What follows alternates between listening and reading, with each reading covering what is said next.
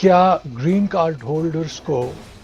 ان حالات میں بیرون ملک سفر کرنا چاہیے یا نہیں کرنا چاہیے؟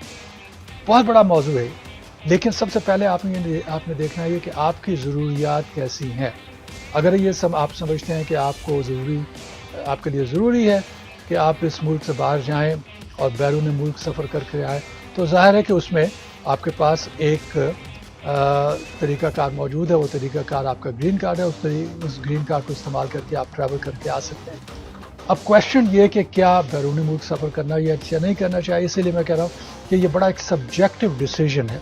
لیکن یہ کہنا میں ضروری سمجھتا ہوں کہ اگر آپ کے گرین کارڈ کے پروسیس میں